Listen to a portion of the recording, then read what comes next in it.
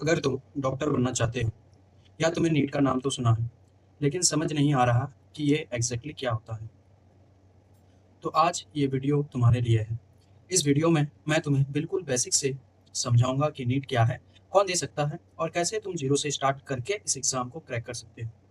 अगर तुम बिगिनर हो या फिर तुम 10 पास आउट हो, तो इस वीडियो को लास्ट तक ज़रूर देखना, क्योंकि ये तुम्हारी प्रिपरेशन का स्टार्टिंग पॉइंट हो सकता है। चलो स्टार्ट करते हैं। What is NEET?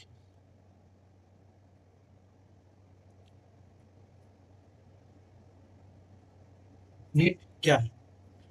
नीट का फुल फॉर्म होता है national eligibility cum entrance test. NEET एक एंट्रांस एग्ज़ाम है जिसे इंडिया में डॉक्टर बनने के लिए एडमिशन मिलता है। नीट क्या करता है? नीट क्या करता है? नीट से मतलब क्या क्या होता है? इस एग्ज़ाम के थ्रू तुम एडमिशन ले सकते हो MBBS डॉक्टर में, डेंटिस्ट जैसे BDS में, या और मेडिकल कोर्सेज में भी तुम एडमिशन ले सकते हो कोर्सेज में। ठीक। अब ये जो नीट एग्ज़ाम है, इस नीट एग्ज़ाम को कंडक्ट जो कराते हैं वो नीट एग्ज़ाम को ये जो नीट एग्ज़ाम है इसको कंडक्ट कराते हैं NTA। NTA क्या है? NTA का फुल फॉर्म होता है नेशनल टेस्टिंग एजेंसी। ये एक एजेंसी है जो नीट एग्ज़ाम को कंडक्ट कराते हैं। ठीक। यहाँ तक क्लियर है। अब इसमें हम ये जान चुके हैं कि नीट क्या है। नीट एक एंट्रेंस एग्ज़ाम है जो कि डॉक्टर बनने के लिए ये एक एंट्रेंस टेस्ट है। ठीक। अब हम जानेंगे इसकी एलिजिबिलिटी। एलिजि एलिजिबिलिटी एलिजिबिलिटी मतलब कौन कौन इस एग्ज़ाम को दे सकता है। सबसे पहला है क्वालिफिकेशन। आपको क्या क्या होना पड़ेगा? क्वालिफाई 12 पास आउट होना पड़ेगा या 12 अपियर होना पड़ेगा। ठीक। किसके साथ? विथ PCB मतलब फिजिक्स, केमिस्ट्री और बायोलॉजी। मतलब यदि आप अभी अगर 10 क्लास में हैं, अगर आपको नीट का एग्ज़ाम देना है, मतलब अगर आपको डॉक्टर बनना है, तो आपको जब 11 में एडमिशन लेंगे, तो एडमिशन लेने के वक्त आपको रखना पड़ेगा फिजिक्स, केमिस्ट्री, बायोलॉजी, और आप मैथ को ऑप्शनल रख सकते हैं। मतलब ये हो गया क्वालिफिकेशन, ये लगेगा कि 12 पास आउट रहेगा। दूसरा, इसमें मिनिमम मार्क्स, मतलब 12 में कितना मार्क्स चाहिए। जनरल जो होता है उसको 50% PCB लगेगा, मतलब किसी भी से फिजिक्स केमिस्ट्री बायोलॉजी से, और जो ST SC या OBC है उसका ऑलमोस्ट 40% लगेगा PCB में। ठीक। दूसरा है एज क्राइटेरिया या एज लिमिट। ठीक। अब एज लिमिट इसमें सिंपल है। मिनिमम मिनिमम कितना लगेगा? 70 ईयर्स। 70 ईयर्स मतलब आप जिस साल नीट एग्ज़ाम दोगे उस साल आपको 70 ईयर्स हो जाना चाहिए। और अपर एज, इसमें कोई लिमिट नहीं है, नो लिमिट। मतलब आप कभी भी नीट का एग्ज़ाम दे सकते हो, 40 साल में, 35 साल में, या फिर 50 ईयर प्लस, मतलब आप ग्रेजुएशन करके भी एग्ज़ाम दे सकते हो नीट का। ठीक। तीसरा एक आता है नेशनलिटी, मतलब सिर्फ इंडिया के स्टूडेंट्स ही दे सकते हैं या फिर बाहर का भी दे सकता है। इसमें जो इंडियन है वो तो देगा ही। उसके बाद एक होता है जो NRI या OCI स्टूडेंट्स हैं। NRI जो इंडियन ही है लेकिन विदेश में रहते हैं, विदेश का रेसिडेंट लेके रहते हैं, मतलब विदेश में रहते हैं, वो भी दे सकते हैं। OCI मतलब जो विदेश में अभी रह रहे हैं, वहाँ का सिटीजनशिप ले चुके हैं, लेकिन उनके जो फादर या उनके पेरेंट्स इंडियन हैं, तो वो भी दे सकते हैं। ये हो गया। अब चौथा जो चीज़ है, चौथा है सब्जेक्ट्स।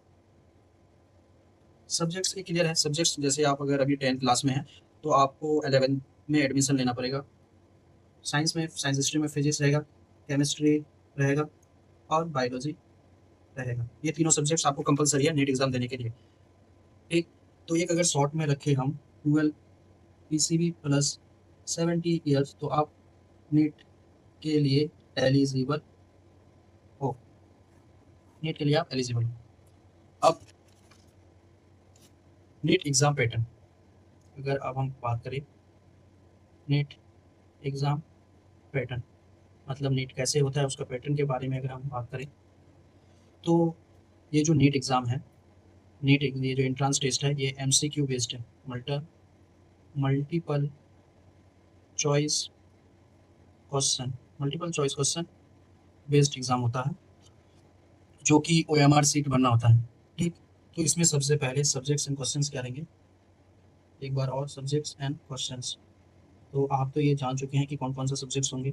सबसे पहले फिजिक्स होंगे, फिजिक्स से 45 क्वेश्चन, केमिस्ट्री से 45 क्वेश्चन, और बायोलॉजी से भी,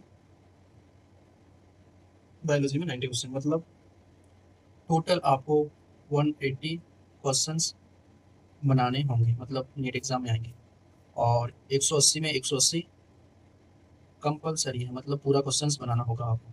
ठीक, उसके बाद mark system marks system marks system जैसे आप पहला करेक्ट आंसर अगर एक सही किए तो +4 मिलेगा आपको, और रॉन्ग किए तो -1 मार्क्स कटेंगे, और अगर स्किप किए तो 0 मार्क्स। तो इस मार्क सिस्टम को एक हम एग्जाम्पल के द्वारा समझ रहे हैं, जैसे कि नीट एग्ज़ाम दे रहे हैं आप। तो जैसे नीट एग्ज़ाम में 180 क्वेश्चंस आते हैं, 180 क्वेश्चन आए नीट एग्ज़ाम में, और आप 180 क्वेश्चन में से 170 क्वेश्चंस को अटेम्प्ट किए, ठीक है, और 10 क्वेश्चंस को स्किप किए। ठीक, तो अब जब आप आंसर्स, मतलब एग्ज़ाम देने के बाद जब घर में आने के बाद जब आप आंसर शीट मिला रहे हैं, तो आंसर शीट मिलाने के बाद आपको पता चला 150 क्वेश्चंस आपका सही है, ठीक, और 20 क्वेश्चंस आपका गलत है, और 10 क्वेश्चंस आप स्किप किए। तो अब आपका नंबर कितना आएगा? तो नॉर्मल, जैसे एक क्वेश्चन अगर सही हो रहा है तो +4 मार्क्स, एक क्वेश्चन अगर गलत हो रहा है तो -1 मार्क कटेंगे। तो 150 सही हुआ, तो 150 सही होने से 150 × 4 600, ठीक, ये 600 नंबर आपके प्लस, ठीक। अब 20 गलत हुआ है, तो देखिए अब 20 गलत हुआ है तो 20 × 4 80, ठीक, लेकिन एक क्वेश्चन में -1 कटेंगे, तो 20 क्वेश्चन तो -100 मार्क्स, ठीक।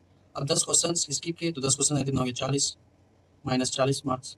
तो आपका टोटल मार्क्स होंगे कितना, +580 मार्क्स, मतलब 720 में से आपका मार्क्स आएंगे 580। लेकिन आप जो करेक्ट किए 150 क्वेश्चन, जिसकी वजह से आपको 60 मार्क मिले, 20 गलत किए तो 80 नंबर तो ऐसे कटे, लेकिन 20 गलत जो किए इसमें 20 में हर एक में -1 कटेगा, तो 20 में -20, तो 80 और 20 -100, और 10 क्वेश्चन स्किप किए तो 40 मार्क्स, मतलब 140 मार्क आपके कट चुके हैं, ठीक। और ये जो -20 जो कटा, वो आपका जितना आप सही किए उससे कटेगा -20, तो ये आपका नंबर होगा। इसके बाद अगर हम एडमिशन के बारे में बात करें कि एडमिशन कैसे होगा, तो उसके बारे में भी जान रहे हैं। नीट एग्ज़ाम देने के बाद एडमिशन कैसे होता है, मतलब नीट एग्ज़ाम दे दिया आप, देने के बाद उसमें एडमिशन कैसे होता है। सबसे पहला स्टेप है रिजल्ट एंड रैंक।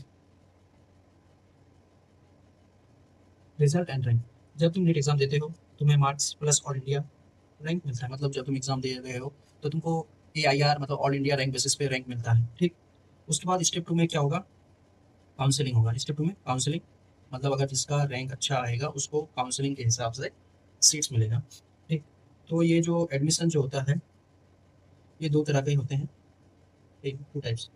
एक होता है all India quota, all India all India quota जो 15% होता है, और एक स्टेट कोटा जो कि 85% होता है। मतलब यदि आपका, अगर आप नीट में नंबर अच्छा लेके आए तो आपका चांसेस है कि स्टेट कोटा मिलने का चांसेस ज़्यादा है। स्टेट में जो कॉलेजेस हैं वहाँ का सीट्स मिलने का चांसेस ज़्यादा होता है, क्योंकि 85% वहाँ से मिलता है सीट्स, और 15% ऑल इंडिया से मिलता है, ठीक।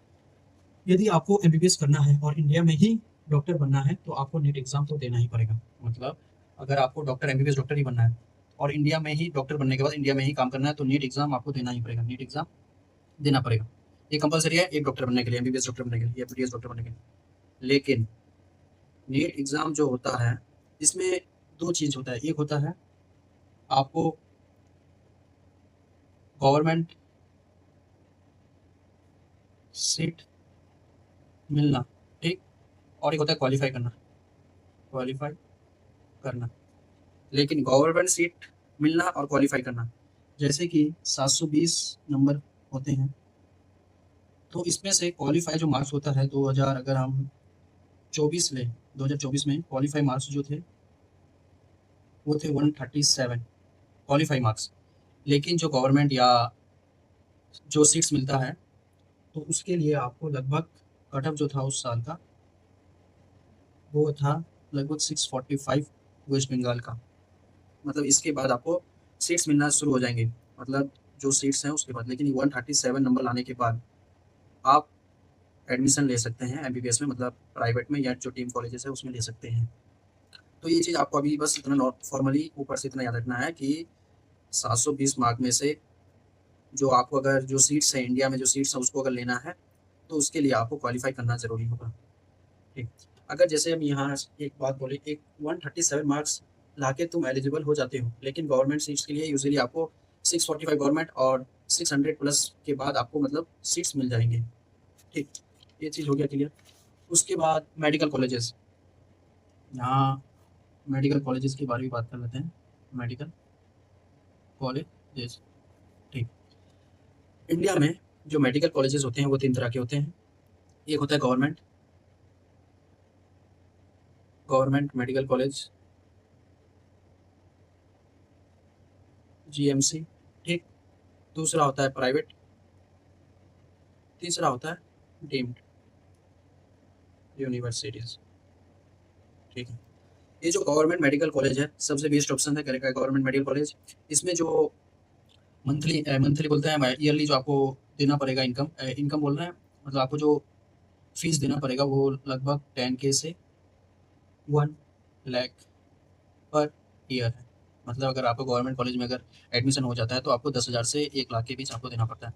प्राइवेट में थोड़ा मतलब इसमें एडमिशन आप ले सकते हैं, लेकिन इसका फीस जो है 8 से 15 लाख पर ईयर, और डीम्ड यूनिवर्सिटीज़ में 15 से 25 लाख पर ईयर। मतलब अगर आप समझे मेडिकल कॉलेज, मेडिकल जो कॉलेजेस हैं इंडिया में 3 टाइप्स के होते हैं, एक होता है गवर्नमेंट मेडिकल कॉलेज, एक होता है प्राइवेट और एक होता है डीम्ड यूनिवर्सिटीज़। जो सबसे बेस्ट ऑप्शन है वो गवर्नमेंट मेडिकल कॉलेज है, जिसमें बहुत ही कम आपको रुपया देना पे करना पड़ेगा। प्राइवेट में थोड़ा ज़्यादा देना पड़ेगा, मतलब 8 से 20 लाख तक एक साल में। और डीम्ड यूनिवर्सिटीज़ में इसमें बहुत ज़्यादा आपको रुपया देना पड़ेगा। अब ये तो हो गया मेडिकल कॉलेजेस। अब सीट्स क्या है इंडिया में, इंडिया में जो सीट्स कितने हैं, लगभग 1.29 लाख सीट्स है इंडिया में एमबीबीएस के लिए।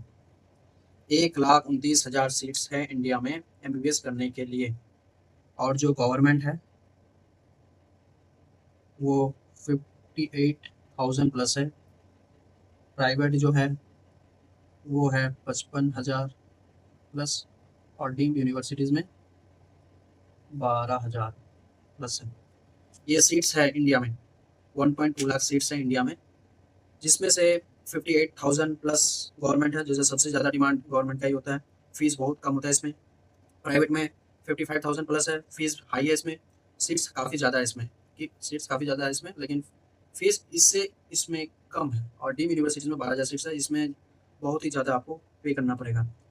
लेकिन एक बात याद रखने वाली बात है क्या, कि 1.2 लाख सीट्स है, 1.2 लाख सीट्स है, लेकिन हर साल अपियर जो नीट एग्ज़ाम में होते हैं, नीट में 20 से 25 लाख स्टूडेंट्स होता है। तो मतलब 20 से 25 लाख स्टूडेंट हर साल नीट एग्ज़ाम देते हैं, जिसमें से 1.2 लाख स्टूडेंट को ही एमबीबीएस सीट मिलता है। तो दोस्तों ये था नीट का कंप्लीट इंट्रोडक्शन। अगर आपको अब तक क्लियर हो गया है कि नीट क्या है और कैसे काम करता है, तो ये सिर्फ शुरुआत है।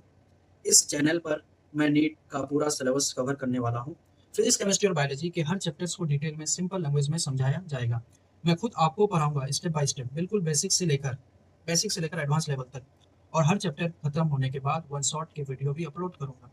इसलिए अगर आप सीरियस हो नीट के लिए तो चैनल को सब्सक्राइब जरूर करें, ताकि आप कोई भी लेक्चर मिस ना करें। अगर वीडियो हेल्पफुल लगे तो यस कमेंट करो, अगर कुछ इम्प्रूव करना चाह इसमें कुछ अगर इम्प्रूव करना चाहे तो ज़रूर बताएं आप कमेंट में।